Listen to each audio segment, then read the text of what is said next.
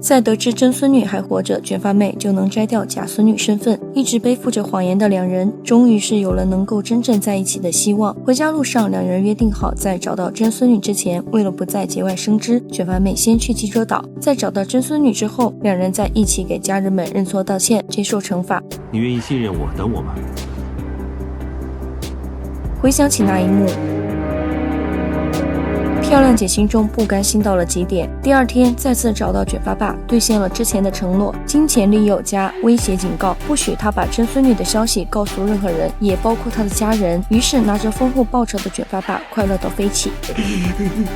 缘分就是这么妙不可言，焦急在找卷发爸的秘书就这样和他完美错过。拿到巨款的卷发爸第一件事情就是带卷发妹出来吃饭，看到许久不见的爸爸带自己吃大餐，如此反常的行为让卷发妹立马警觉了起来，询问他钱是从哪儿来的。一看卷发妹想歪了，卷发爸差点冲口而出，将事情一一告知。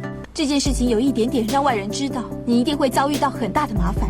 想起漂亮姐的警告，于是真相到了嘴边，又被卷发爸咽了回去。接着编出了一个自己见义勇为，对方知恩图报的故事。将信将疑的卷发妹眼看爸爸讲得绘声绘色，尽管心存疑虑，但当听到救人过程的艰险，立马又担忧起了卷发爸的安危。就这样，卷发爸成功将话题岔开，就此也为后面的故事埋下了伏笔。当初在卷发妹答应和他去美国后，看到他哭到不能自已，深知他对聪明哥的爱难以割舍，也根本容不下第三人。尽管心如刀绞，帅气男终于决定要放手，让他去寻找他想要的幸福。于是约到聪明哥。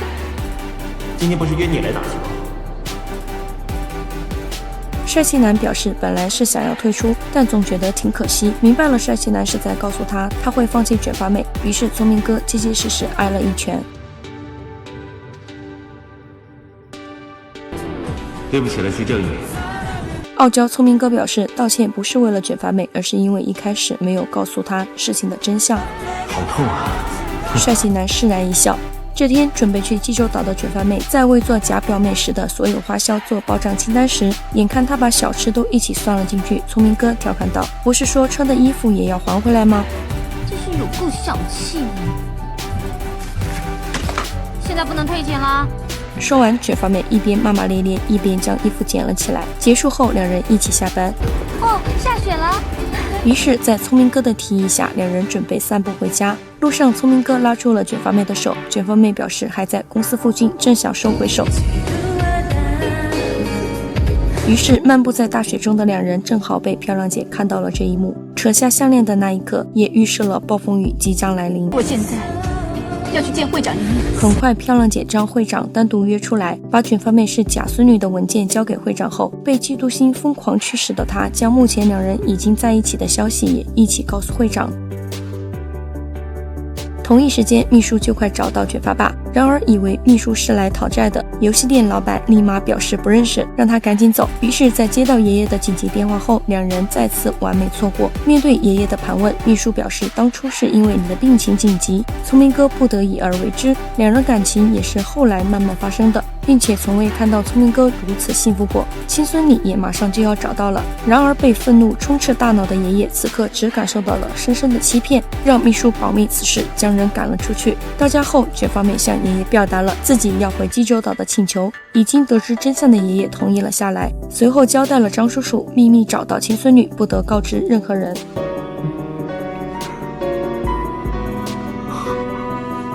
第二天，即将暂时分别的两人相互约定10天后，聪明哥就去接卷发妹回家。晚来1-2天，我不会计较啦。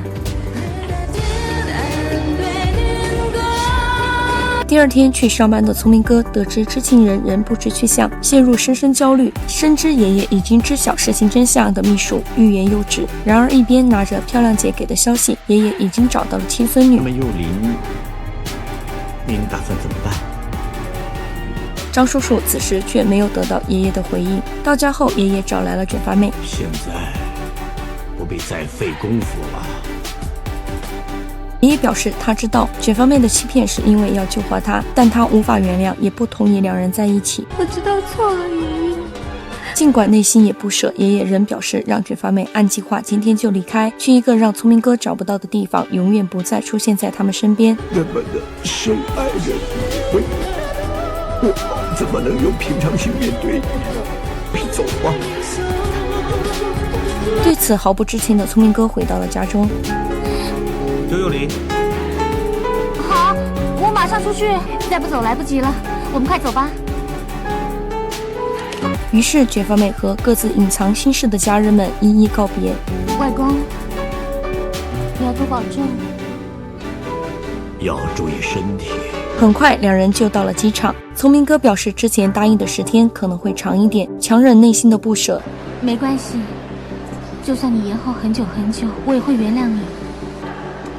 我会很想你。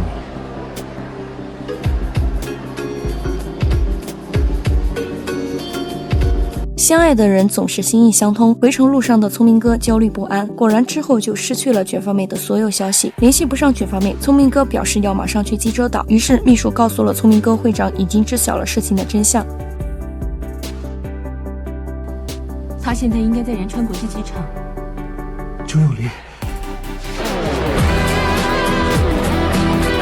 幼林，你是怎么了？都是爸爸不好。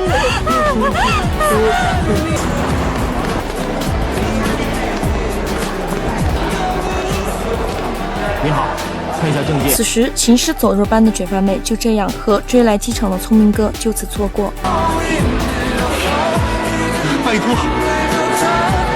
找不到卷发妹的聪明哥就像失去了灵魂，念叨着自己应该陪她一起去。看到这样的聪明哥，秘书害怕他崩溃，分析到会长应该知道卷发妹的去处，于是回到家的聪明哥请求爷爷告诉他卷发妹的去向。然而爷爷表示在他走之前就约定好，他们此生不能再相见。不要想再见到那孩子了，没有这个缘分。我没有把握面对那孩子，我是我。于是爷爷在极度悲愤下再一次陷入了昏迷。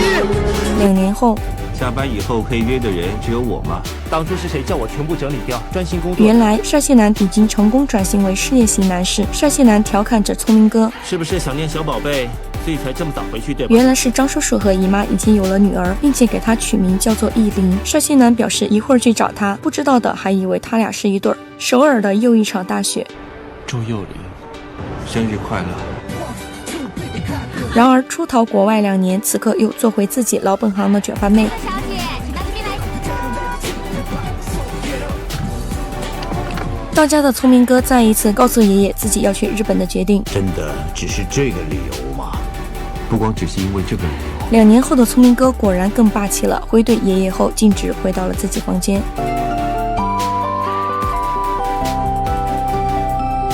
看到这样的聪明哥，姨妈心疼不已。这天被帅气男问到，去日本是不是为了找卷发妹？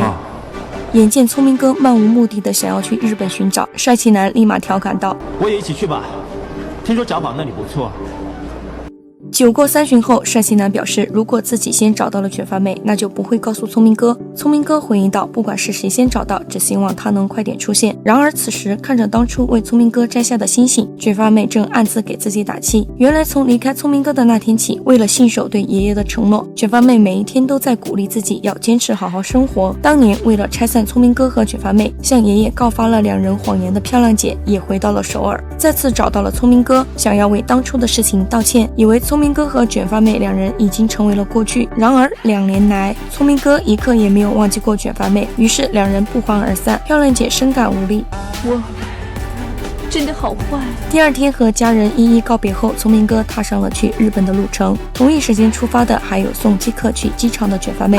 我把一个行李忘在车上了。你不用担心，还有一点时间，我陪你去车上找。于是刚送完聪明哥的帅气男惊鸿一瞥，就这样看到了和游客返回取包的卷发妹。匆忙停好车后，帅气男飞奔找人。一边游客借走了聪明哥的钢笔，看到钢笔被一个传一个，聪明哥无奈的笑了笑。一个电话后，转身连人带笔全都不见了，无奈只好准备登机。有时候缘分就差一个转身。然而导演说我不同意。看到又回来的帅气男，怎么又来了？知道卷发妹此刻就在机场。龚灿，如果我先抓到这个机会，我是绝不会让步的，我会先找到他的。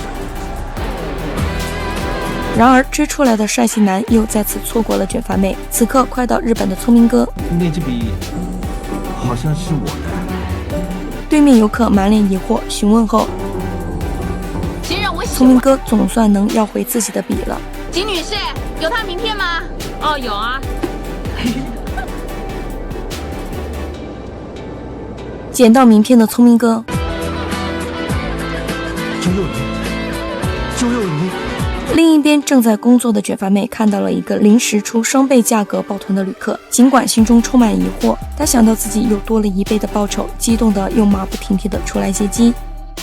确定名单后，发现少了最后增加的那名游客，招呼好其他游客后，又继续等待接机。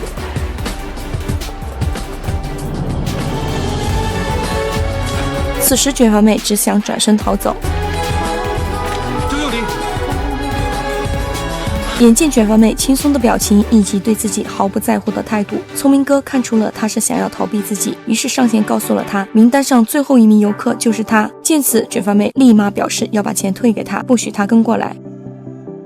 卷发妹再次拒绝，终于找到老婆的聪明哥哪会再次让他逃走，于是立马跟了上去。在聪明哥走后，爷爷将已经找到真孙女的事情告诉了家人，并且今天就会来到家里见面。震惊中，姨妈问道，那为什么要隐瞒到现在？倔强的爷爷表示无法原谅被欺骗，也担心聪明哥就此离开。眼见送不走聪明哥，卷发妹决定不再跟团同行，交代好后就准备离开。薛公灿先生，你是怎么了？聪明哥表示别想甩掉我，卷发妹无奈。薛公灿先生，你干什么？我刚从日本回来，身上完全没有现金。你坐机场的计程车可以刷卡。于是把卡全部掰坏的他如愿的坐上了卷发妹的车。2年后的聪明哥不仅霸气了，还上道了，在车上不停卖惨。打2年前他的离开，自己就开始乱活着，不上班、喝酒、旅游，总之不干正事儿。果然将卷发妹狠狠拿捏。时隔2年，卷发妹表示当初他和爷爷约定好了，不能再见他，自己当然也不会跟他回去。你也有答应过我，就算再累也绝不会放手。听到这，卷发妹尽管难过，仍强忍自己的情绪。那已经是过去式，无所谓了。眼见卷发妹如此决绝，咬牙切齿的聪明哥表示自己不会走。出门，卷发妹想要跟聪明哥正式道别，然而灵机一动的聪明哥立马装病，接着把当年半夜背卷发妹看医的事情拿出来，让卷发妹报恩。眼看是装的，严重消化不良的时候有个好办法。哎呦，尽管瑟瑟发抖，怕打针的聪明哥仍硬着头皮凑了上去。周幼宁，扎了没有？扎了没有啊？忍一忍哦。周幼宁，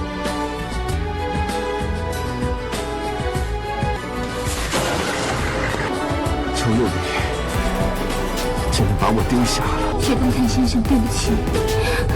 于是被丢下的聪明哥有生以来第一次坐上了公交车。经历千辛万苦，聪明哥终于找到了卷发妹工作的地方，向经理编织了卷发妹的种种恶劣行为，终于又成功被带回。你怎么把旅客丢下就走了呢？